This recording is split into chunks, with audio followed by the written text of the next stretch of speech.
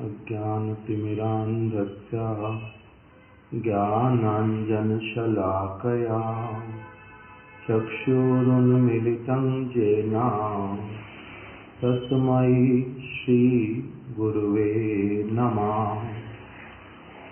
मूकं करोति वाचालं पङ्गुं लङ्घयते गिरिं यत्कृपा त्वम् अहं वन्दे श्रीगुरुं दीनतारणं परमानन्दमाधवम्। वाञ्छाकल्पतरुभ्यश्च कृपा सिन्धुभ्य एव च पतितानां पावनेभ्यो वैष्णवेभ्यो नमो नमः। श्रीकृष्ण चैतन्य प्रभु नित्यानंद श्री अद्वैत गदाधर श्रीवासादि गौर भक्त वृंदा। हरे कृष्णा कृष्णा कृष्णा हरे हरे, हरे राम राम राम हरे हरे।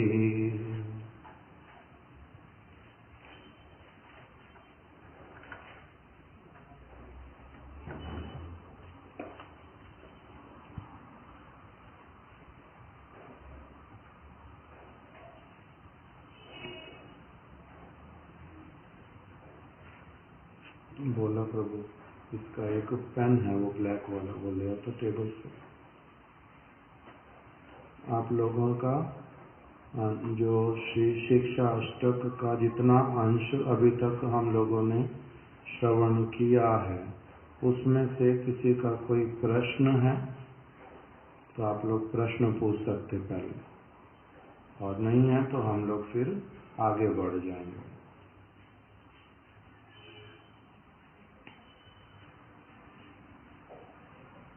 वासुदेव प्रभु, कोई प्रश्न है?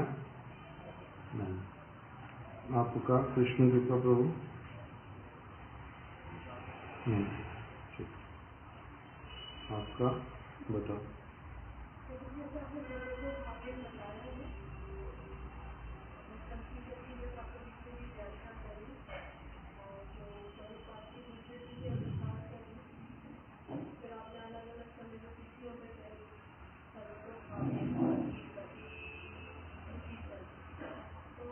सर्वतो भावेन कीर्तन अथवा सम्यक कीर्तन।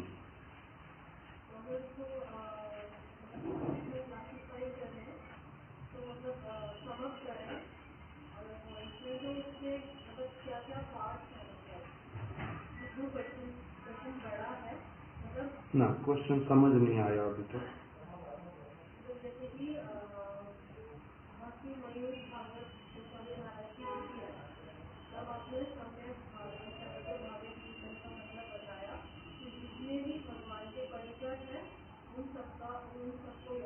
ना, सिर्फ परिकर नहीं, नाम रूप गुण लीला धाम परिकर वैशिष्ट, ये सब एक साथ में जो है, ये पूरा का पूरा इसका नाम है सर्वतो भावेन।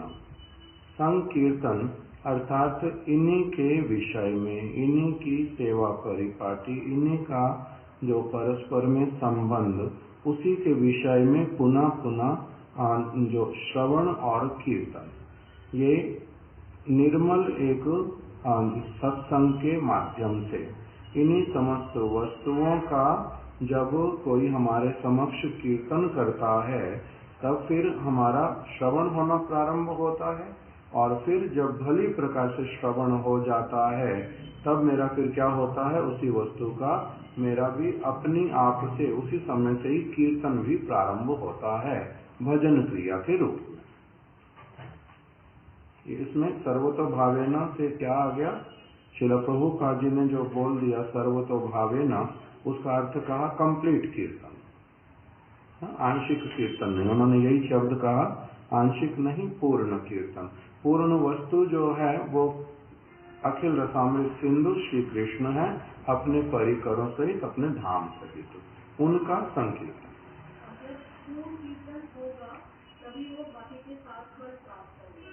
बाकी के नहीं, 7 फल ही बचे। जी जी हाँ, तो इसीलिए उसका पूर्ण फल एक साथ में हमें चाहिए, वैसे वाला नहीं, वो भी क्रमशः हो रहा है।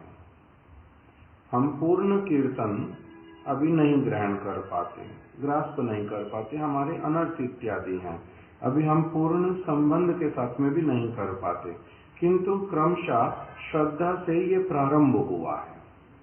कहीं ना कहीं से मेरा गुरु वैष्णवों की कृपा से, भगवान की कृपा से, पहले देखो सरल शब्दों में आ गया कि मेरे अपने कुछ पूर्व सुकृतियां हैं, इस जन्म की हो, पूर्व जन्म की हो, पूर्व सुकृति हैं, उसके फलस्वरूप मुझे साधु संग मिल गया और भगवान ने मेरे प्रति फेवर किया, इसलिए मेरे को ऐसे वाले साधु का संग मिला जो सब समय कृष्ण कीर्तन करते हैं, और उन्हीं के माध्यम से मेरा श्रवण प्रारंभ हो गया है। अब श्रवण के साथ में जो मेरा शास्त्र के प्रति हो, साधुओं के प्रति हो, एक प्रकार का भावना अगर मेरा वर्धित होता जा रहा है, तो उससे मेरा साधु संग हो रहा है। साधु संग के साथ साथ में अपनी आप से फिर क्या हो रहा है, जे उनके द्वारा पालित आदर्श अथवा उनके उपदेश के अनुसार कुछ न कुछ भजन क्रिया करना मेरा अपने आप हो रहा है। ठीक है ना? तो अब जो ये क्रिया हो रही है मेरी, इसके द्वारा अब ये तो है कि मेरा संकीर्तन जो है कुछ प्रारंभ हुआ है, नहीं हुआ ऐसी बात नहीं है, क्योंकि मैं भी क्या कर रहा हूँ, श्रवण भी कर रहा हूँ, कीर्तन भी कर रहा हूँ, और इसी के द्वारा मेरे को कुछ न कुछ जो है अप्राकृत वस्तु के विषय में एक स्पष्ट धारणा अंततः मेरी हो रही है। तो यही जो है, इसी का ही तो कहा कि ये जो गोलोक की संपत्ति श्री हरि नाम श्री कृष्ण संकीर्तनम, जो गोलोक की संपत्ति है, इसी जगत में ऐसे ही ये अपने विजय को प्राप्त करती है। आई साधु के रूप में मेरे को स्पर्श किया, अग्रसर करना प्रारंभ किया, और फिर धीरे धीरे क्या होगा अभी कि मैं इसी ओर अपना अग्रसर होते हुए श्रद्धा, फिर निष्ठा, रुचि, आसक्ति भाव इस तरफ बढ़ूंगा। ये तो क्रमशः ही बता रहे हैं। एक ही साथ में जितनी मात्रा में मेरा इस तरफ अग्रसर होना होगा, उतनी मात्रा में ही मेरा क्या हो रहा है, चित्त रूपी दर्पण मार्जित। ऐसा नहीं कह सकते कि एक मुहूर्त में होएगा, साथ साथ में हो रहा है, पूरा बाद में दिखाई देगा। जैसे हमारे महाराज जी उदाहरण देते थे कि टैप कोई खराब है, फर्श के ऊपर दाग पड़ना प्रारंभ हो गया, पहली बूंद के साथ में दिखाई देगा, पूरी तरह से स्पष्ट रूप में दिखलाई जो देगा वो देगा कुछ समय के बाद में।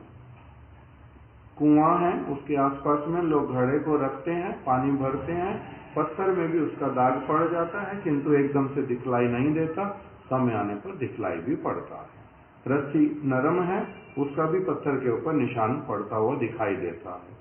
उसी तरह से हम लोगों का भी क्रमशः ये वस्तु हो रही है, भले ही मेरे को नहीं भी दिखाई दे, ये हो रहा है, किंतु स्पष्ट रूप में अब जो निकल करके आया कि श्री परम विजयते श्री कृष्ण संकीर्तनम का अर्थ केवल मात्र जो हरि नाम माला के ऊपर है वो वाला नहीं, अन्यथा हमारे गुरु वर्ग जो और समस्त कार्य क्रियाएं भक्ति की कर रहे हैं, क्या वो शुद्ध श्री कृष्ण संकीर्तन के अंतर्गत नहीं आती? फिर आती हैं। इसी वस्तु को ही हम लोग ठीक से समझने का प्रयास कर रहे हैं, क्योंकि अधिकांशता इसका अर्थ लिया जाता केवल मात्र हरे कृष्ण महामंत्र करना, और वो भी माला के ऊपर। तो उसी वस्तु को हम भली प्रकार से समझ रहे हैं कि यहाँ पर आ रहा है भगवान के नाम, रूप, गुण, लीला इत्यादि का साधु संग में, निरंतर निर्मल साधु संग में इसका सेवन करते करते एक व्यक्ति का क्या होएगा, ये सातों फल दिखलाई देगा। उसके अंतर्गत वो भी भजन क्रिया के अंतर्गत है हरि नाम करना, किंतु वो फिर उसमें बतला रहे हैं जैसे यदि करीबे कृष्ण नाम साधु संग करो, तो वो कंप्लीट एक साथ में जो निकल करके आ रहा है, उसमें श्रवण कीर्तन वो माला के ऊपर भी, बिना माला के भी, ग्रंथ श्रवण करके भी, सेवा करके भी, उस सब के द्वारा आ रहा है।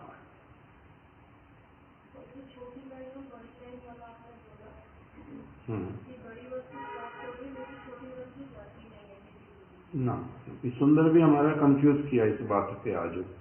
उसने कहा कि वो मेरे को दोपहर में आके मेरे से बात कर रहा था, तो उसने समझा जी गुरुदेव ने बड़े बड़े टॉपिक बोले हैं, हायर टॉपिक, उसके द्वारा फिर ये वाले टॉपिक जो हैं ये लोअर अपनी आप हो गए। तो मैंने उसको कहा मैंने इस कॉन्टेक्स्ट में नहीं बोला, इस कॉन्टेक्स्ट में मैंने नहीं बोला। मेरा कॉन्टेक्स्ट जो था वो ये वाला कि जो वस्तु गुरुदेव ने हम लोगों को शुद्ध भक्ति की समझानी प्रारंभ की, उसके बीच में अपनी आप से फिर प्रसंगवश जो संसार की असारता इत्यादि, इसके प्रति जो जर्जर होने, उसमें शब्द जो आया था वो क्या था कि उब जाते हैं, उबना जब होता है संसार के विषयों से, तो वो तो हमारा होता नहीं आसानी से। तो इसीलिए गुरुदेव ने क्या किया कि उससे ये अभी उबे हैं या नहीं उबे, किंतु उन्होंने शुद्ध भक्ति की वार्ता जो है वो लाइन ऊपर ड्रॉ कर दी। उसको समझने के कारण फिर धीरे धीरे अपनी आप से अब दूसरी जो वस्तुएं हैं वो समझ आ रही हैं और छोटी हैं। अब उसके बाद में ये हम लोग जो सिली मिस्टेक्स करते हैं, उस वस्तु को जब हमने डिस्कस किया तो उसके अंतर्गत क्या आता है कि जैसे आपने मुझे शायद बतलाया था या किसी और ने कि कोई ऐसे वाला जो है बड़ा मूवी स्टार है जो पैसे का जिसके पास कमी नहीं, बहुत कुछ ही है, किंतु पर्स चोरी करते हुए पकड़ा गया।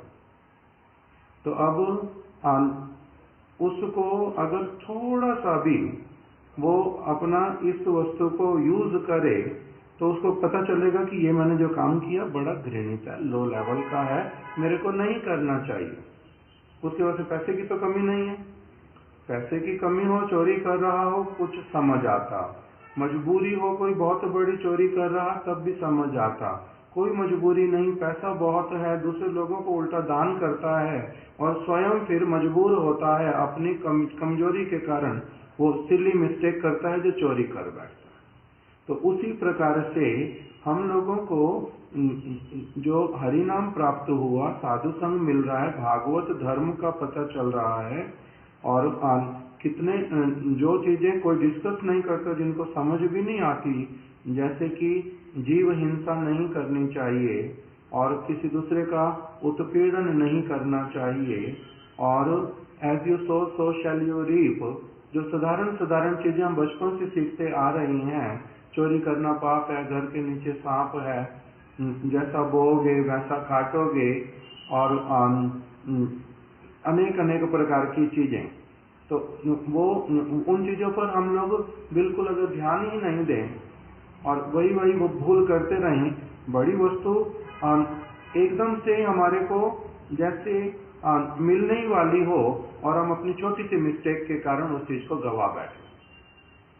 सारे एक व्यक्ति में क्या कुछ ऐसे इंसिडेंट होते हैं जिनको थोड़ा सा सोचने से फिर समझ आता है कि एक व्यक्ति को बहुत बड़ी पोस्ट मिलने वाली थी, बहुत बड़ी पोस्ट पे उसको जो है सिलेक्ट होने वाला था, और उसने वहां पर जो है एक छोटी सी भूल कर दी, कोई छोटी सी भूल कर दी, और उसके हाथ से वो अवसर जो है वो चला गया, तो उसके कारण फिर पछताना पड़ता ना।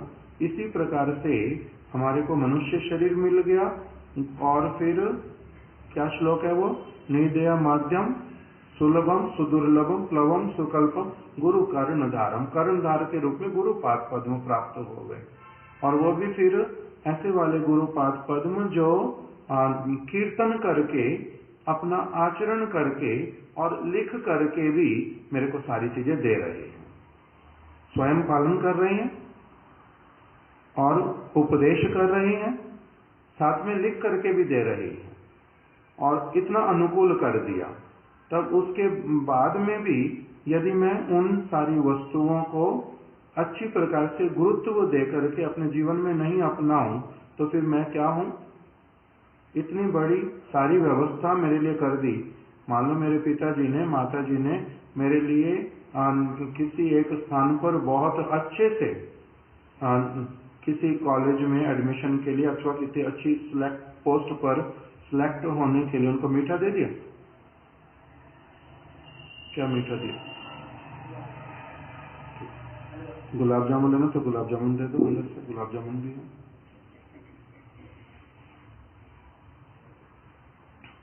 तो इसलिए किसी बड़ी पोस्ट पर जाने वाले किंतु छोटी सी चीज के कारण ऐसे वाला नहीं कर बैठे ना। इसलिए नरोत्तम दास ठाकुर एक अपने कीर्तन में बोलते हैं कि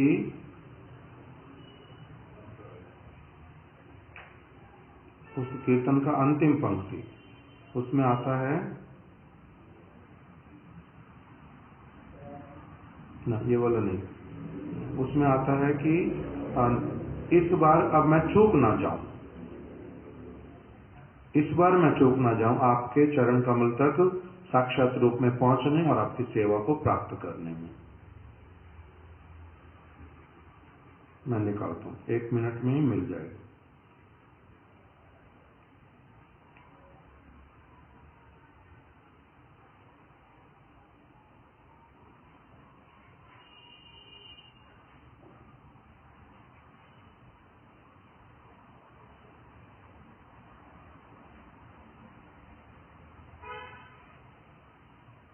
गुलाब जामुन खाना तो गुलाब जामुन ले लो, मेरी टेबल पे है, ले लो। ठीक ठीक।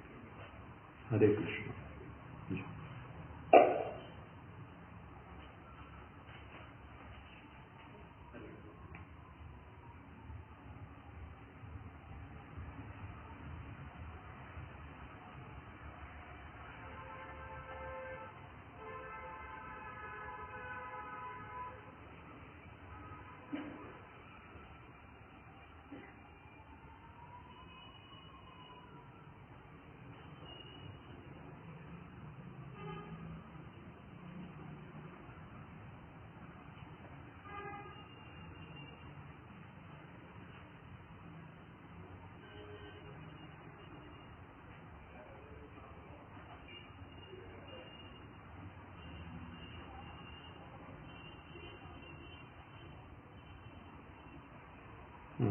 मिल गया। देखो कीर्तन है, मोर प्रभु मदन गोपाल, श्री गोविंद गोपीनाथ तुम्ही अनाथेर नाथ, दया करो मुई अधा मेरे। ये जो कीर्तन है इसके अंतिम पंक्ति में आके कहते हैं, नरोत्तम दास भने, प्राण कांदे रात्रि दिने, पाछे ब्रज प्राप्ति नाही हाय। कि मेरे नरोत्तम दास जो है बड़े ही एक चिंता के साथ में सब समय प्राण कांदे रात्रि दिन, रात दिन इस वस्तु के लिए मेरे प्राण क्रंदन करते हैं, पाछे ब्रज प्राप्ति नहीं है, कि यदि इस बार भी मुझे ब्रज प्राप्ति नहीं हुई तब फिर मैंने जो सारा कुछ आशा किया वो अभी भी निराशा में बदल जाएगा, मेरे को फिर से किसी और योनि में जाना पड़ेगा, उस प्रकार का। तो इसे पाछे ब्रज प्राप्ति नहीं है। तो ये जो अंततः अपने हमारे एक सिंसियर एफर्ट के द्वारा जो हो सकता वो हमारे को अवश्य ही करना चाहिए, नहीं तो हम लोग क्या कहलाएंगे फिर उस श्लोक के अनुसार? आत्महा। कि मनुष्य जन्म मिल गया, गुरुपाद पद्म मिले, भगवान ने अनुकूल वायु प्रवाहित कर दी और उस पर भी यदि मैंने फिर और किसी वस्तु को इम्पोर्टेंस दी, इसका रह गया, तो फिर आत्मा उस प्रकार से वर्णन किया। अनित्य शरीर धरी आपन आपन करी, पाछे पाछे शमनेर भाई। मैं शरीर तो अनित्य है, मैंने जो धारण किया हुआ पता ही आपको, इस वस्तु का तो अनुभव होता है ना अच्छी तरह से कम गीता की बातें सुन के, भागवत की बातें सुन के, सब लोगों को देख करके, कौन सा मुहूर्त मैं चला, यहाँ पर सारा कुछ जो है वो तो जैसा है वो चलता रहेगा, जो है सो है, मैं पता नहीं कहाँ गया वो नहीं पता।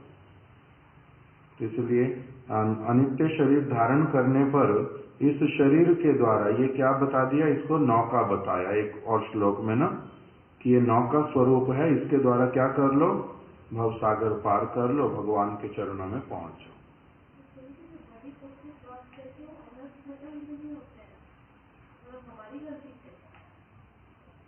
इतना सारा पैसा कमा करके एक्टर का चोरी करने का आदत क्यों नहीं जा रहा? एग्जाम्पल क्यों दिया, क्यों नहीं जा रहा वो बताओ तो।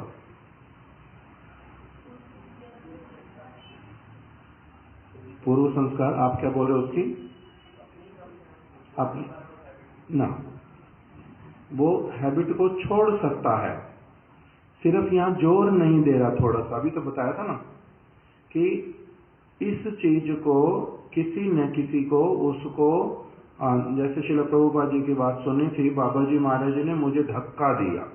धक्का दिया का मतलब वहां पर क्या आया था कि बाबा जी महाराज जी ने मेरे को एक ऐसा मतलब झटका दिया, मेरा दिमाग हिल गया। उन्होंने कहा तुम्हारे में कोई योग्यता ही नहीं देखता हूं जिसके द्वारा तुम्हारे को मैं अपना शिष्य बनाऊं। तो कहते मैं इतना पढ़ा लिखा व्यक्ति, इतना विद्वान, इतने सारे शास्त्रों का मुझे ज्ञान, कितनी सारी मैं अपनी योग्यता समझता था कि मैं कितना धुरंधर हूं, और ये महात्मा इन्होंने कोई आज तक विद्या अध्ययन नहीं किया, कुछ इनको संसार के विषय में आता नहीं, और इन्होंने मुझे बोल दिया कि तुम योग्य ही नहीं मेरे शिष्य बनने के। जो इस प्रकार का मेरे को इन्होंने धक्का दिया, जैसा मेरे को झटका लगा भीतर में, उसने मेरे को सोचने पर मजबूर किया कि परमार्थ राज्य कुछ और वस्तु है। तो ये झटका लगा। तो इसी प्रकार से जो ये एक्टर इत्यादि है या कोई भी व्यक्ति क्यों नहीं है, उसका जो वो सिली मिस्टेक करता है उसका कुछ अधिक लाभ नहीं है, किंतु उसको झटका नहीं लगा कभी, और उसने अपने आप से कभी सोचा नहीं, किसी ने केयर नहीं की उस चीज की। इसीलिए वो स्वयं ही हजारों पर्स खरीद सकता, दान भी कर सकता, किंतु एक पर्स के लिए चोरी कर बैठा। क्या कहेंगे इसको? केवल हैबिट नहीं कहेंगे, हैबिट तो होती ही होती है अलग अलग लोगों की। हैबिट के साथ साथ में अटेंशन पे नहीं करता, उसको किसी चीज पर अटेंशन पे करने के लिए किसी ने प्रेरित नहीं किया आज तक। इसीलिए अब हम लोग भी कितने सारे विषय तो गुरुदेव से सुनते हैं बार बार, कुछ टॉपिक्स को हम पकड़ते हैं, ऐसा नहीं कि बिल्कुल पकड़ते नहीं है ना, नहीं तो हम उनके पास रहते भी नहीं और कुछ करते भी नहीं। तो हम कुछ पकड़ते हैं, किंतु कुछ चीजें फिर ऐसी वाली भी हैं जिसको हम लोग सुनते भी हैं, समझते भी हैं, हृदय दुर्बल्य के कारण हो, इनअटेंटिव होने के कारण हो, हम उसकी केयर नहीं करते। जैसे उन्होंने बार बार बोल दिया कि किसी साधु की निंदा मत करो, किसी में दोष मत देखो, अपने काम से काम रखो, तुम अपना तो देखो पहले। ये वाली जो चीजें सिखलाते हैं, कौन सी वाली चीजें हैं ये? एक spiritual moral conduct, spiritual moral conduct जो सिखाते हैं, हम उसमें बहुत सारी जगहों पर उसको कोई बहुत बड़ी वो चीज है ऐसा नहीं मान करके, साधारण सी तो चीज है, हाँ मैं निंदा नहीं करूंगा और क्या, इसको फिर निंदा थोड़ा ना कहते हैं, इसको ये थोड़ा ना कहते, तो उन चीजों में ढिलाई देते हैं और उसको नहीं पकड़ते। ये कहने का बात था शुरू कि उस तरफ तो ध्यान देने में अगर हम लोग चूक गए तो बड़ी सारी जो हमारी, अब इसका जो लाभ है, जो मैं बड़ी चीज कर रहा हूं वो तो मिल ही रहा है, किंतु उसमें कहीं ना कहीं कुछ अटकाव आ रहा है। इसीलिए बोल रहे हैं प्रतिष्ठा की कामना मत करो, और कनक कामिनी प्रतिष्ठा भागिनी, कितने सारे वचन इस प्रकार के जो उद्धृत करते हैं, वो यही तो कहते हैं कि इतनी छोटी सी चीज है, तुम्हें इतनी बार समझा भी रहे हैं, और वो ऐसे आकर्षण की वस्तु नहीं है जैसा तुम उसको बना करके बैठे हो अपने पुराने संस्कार के कारण। उसको छोड़ दो। देखो तुम्हारे को ना कोई लॉस लगेगा अपना, और ना ही तुम लोगों को कोई उसके द्वारा बॉदरेशन भी फील होएगी अगर छोड़ देंगे तो। किंतु वही है कि इसको एक ग्रास्प करना और उसी तरह से चलना। इस टॉपिक को डिस्कस, वो टॉपिक मिलते मिलते कहां से कहां पहुंचता है, कई बार कनेक्शन लूज हो जाता है मेरा अपना ही, कि हम कहां से कहां पहुंचे और कौन सी चीज को फिर बोला। किंतु सुंदर प्रभु ने जिस तरह से कहा, मैं आज उस प्रकार से नहीं व्याख्या कर रहा था कि जैसे गुरुदेव ने इतने बड़े बड़े टॉपिक दिए, कथा में अपने सुनाए, जिसके द्वारा लोगों को लगता है कि बाकी चीजों की आवश्यकता ही नहीं है। वो उस कॉन्टेक्स्ट में मैंने नहीं कहा।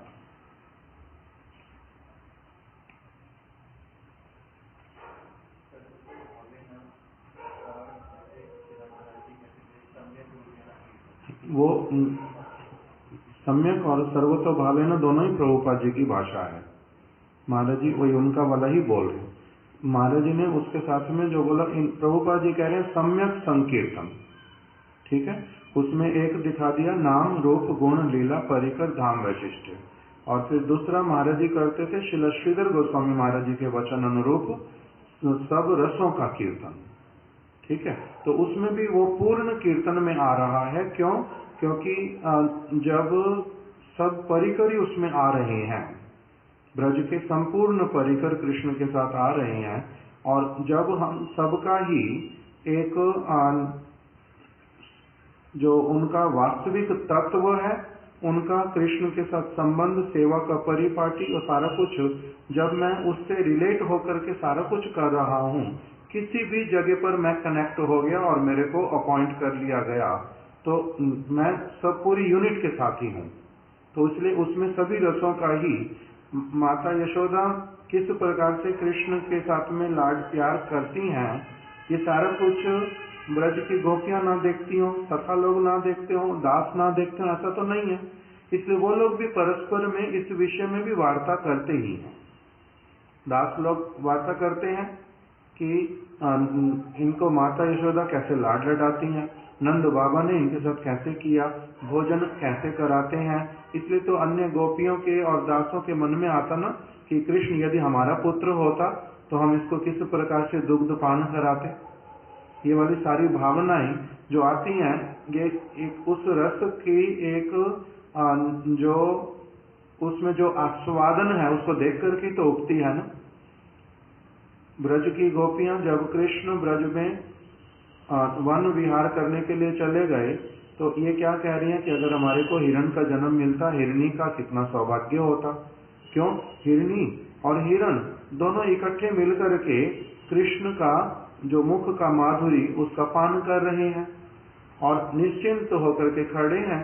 हिरणी को कोई भय नहीं है, जो हिरण क्या कहेगा, समाज क्या कहेगा। हम लोगों का भय है, हमारे से अच्छी तो हिरणी है, अगर हिरणी का शरीर मिलता तो कितना अच्छा होता।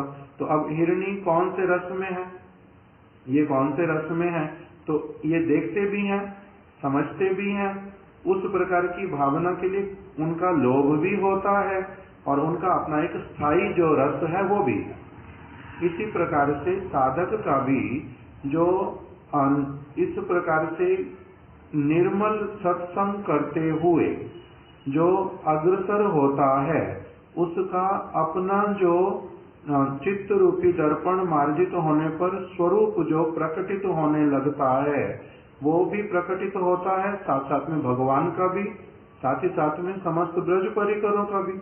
उसी में फिर क्या हो रहा है, जिस अपना जो रस है उसमें विशेष रूप से जैसे शिला रूप गोस्वामी जी का सभी रसों का वर्णन कर रहे हैं, किंतु उनका अपना जो रस है उसमें वो पूर्ण रूप में क्या है, निमग्न है, निमज्जित है, उसी के अनुरूप सेवाएं करते हैं।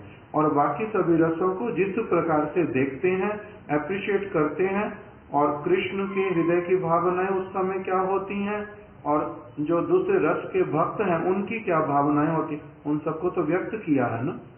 तो इसलिए इसी का नाम क्या हो गया है, ये सम्यक रसेर कीर्तन, उसी में आ गया। किंतु सम्यक रस कीर्तन में अपने वाला जो है वो प्रोमिनेंट अपने आप ही रहता है। अपने आप ही रहता है, उसमें अलग से चेष्टा भी नहीं करनी पड़ती, वो अपने आप से रह जाता है।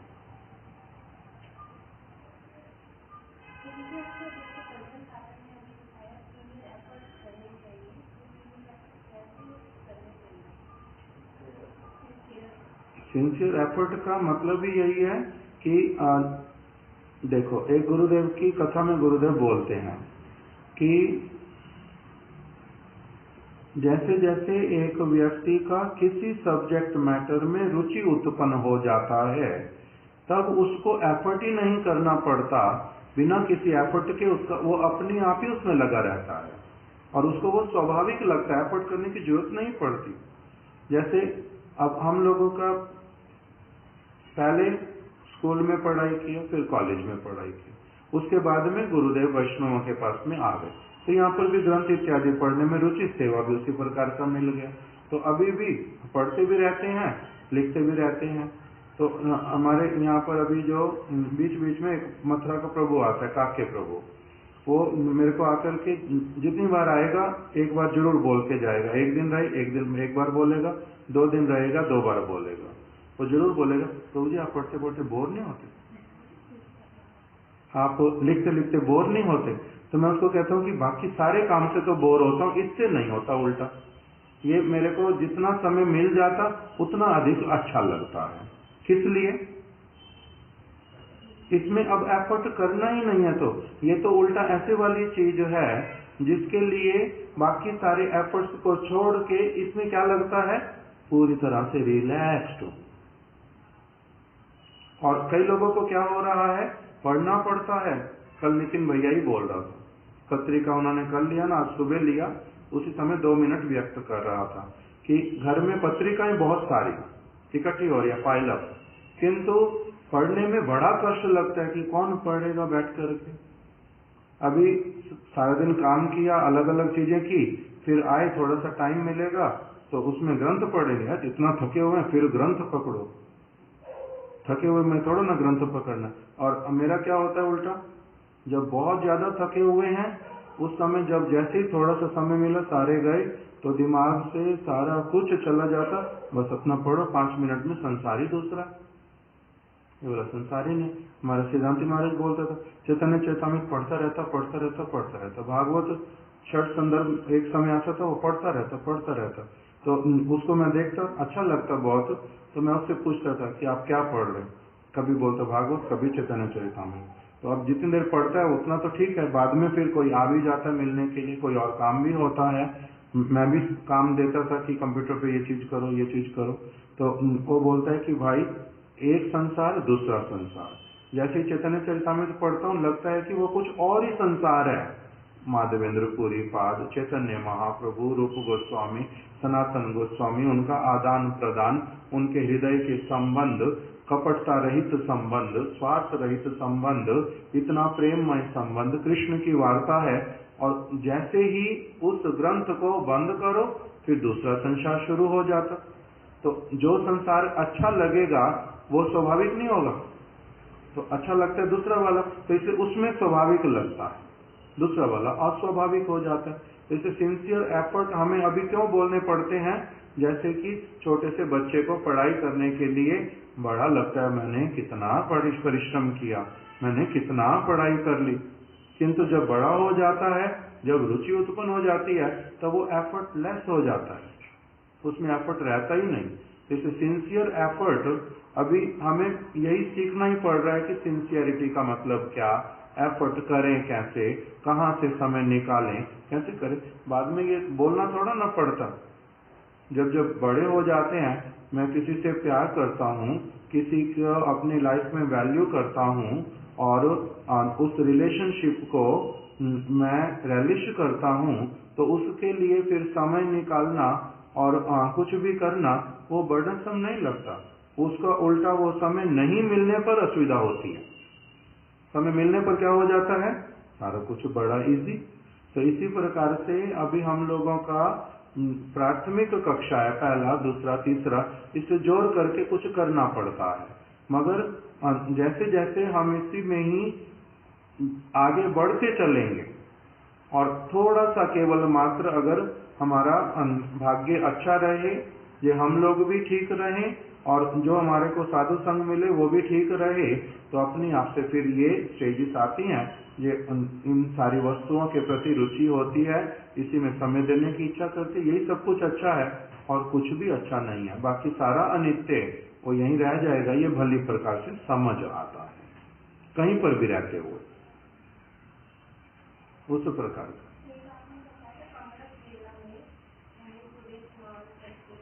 ना मैंने ऐसा कितना सारा कुछ नहीं बोला, मैं खुद ही स्नान नहीं कर पाता हूँ।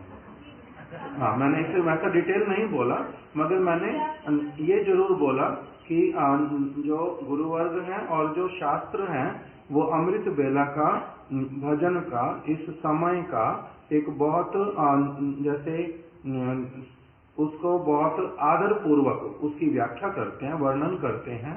और उस समय अगर आप ग्रंथ पढ़ते हैं, हरि नाम करते हैं, तो उस समय आपका एफर्टलेस अपनी आप से वो होता है, अच्छा होता है। अगर वैसी दिनचर्या किसी की बन पाए तो परम सौभाग्यवान व्यक्ति है। सबके लिए संभव होता नहीं, अलग अलग कारणों से, तो किंतु जो कर पाते हैं उनका वो बहुत अच्छे हैं, दे आर ब्लेस्ड। भगवान की उनके ऊपर बड़ी कृपा है, उस समय बहुत आसानी से होती है चीज।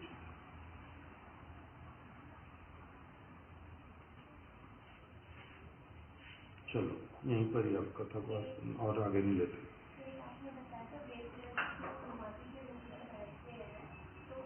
ना समाधि के रूप में बैठते नहीं, मैंने नहीं बोला।